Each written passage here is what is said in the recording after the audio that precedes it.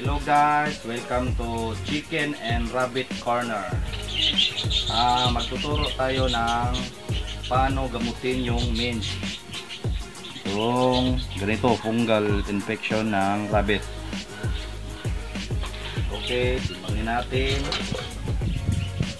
7 weeks old F1 Cali doe to. Tapos pusan gagamit tayo ng Madre de Cacao or Cacahuate leaves at saka BCO dahil kasi 2 months below pa sila, bawal pa sila sa Ivermectin, bawal pa sila dito kasi 2 months below pa sila. Ang pwede lang sila yung injectable. Tapos ito na yung cacahuate, dinikdik na natin. Lagyan natin ng BCO.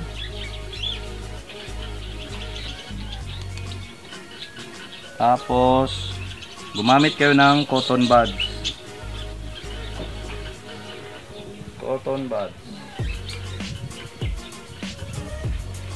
Tapos ilagay nyo sa parte ng ilong.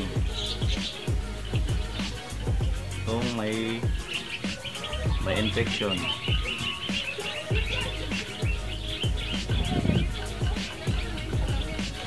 Basahin nyo talaga yung may infection area.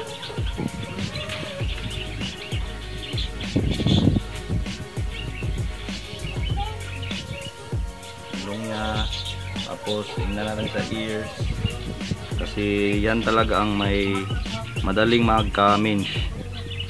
Yung ilong at saka ears. Isa pala itong F1 Cali.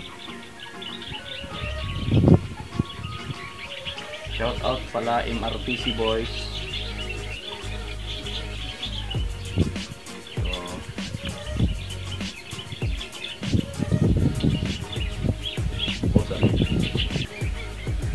Cool.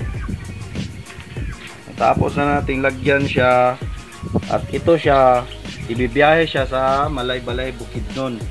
So parang mga 200 kilometers. Para hindi siya ma-stress, inumin natin siya ng Energizer.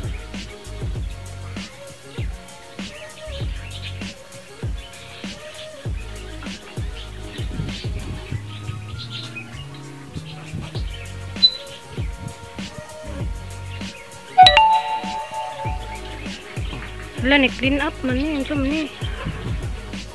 Story. Cancel.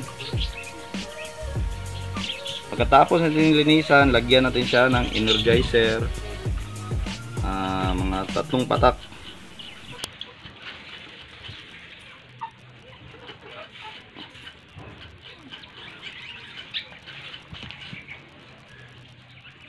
Okay.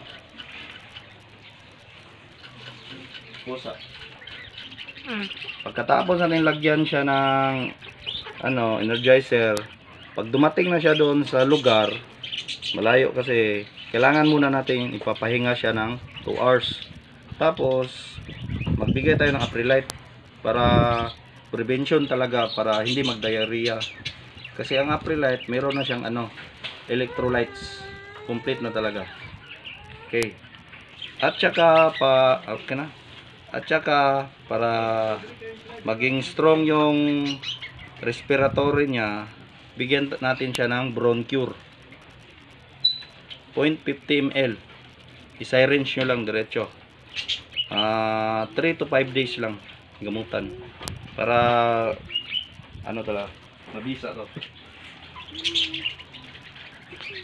At saka yung mga naka-encounter na ng rabbit na parang lasing na, wala na talaga siyang lakas para tumayo, ito ang gamitin nyo, Cotrimoxazole. Meron dun siyang infection of respiratory, gastrointestinal. Pwede to siya sa mga bloat, respiratory.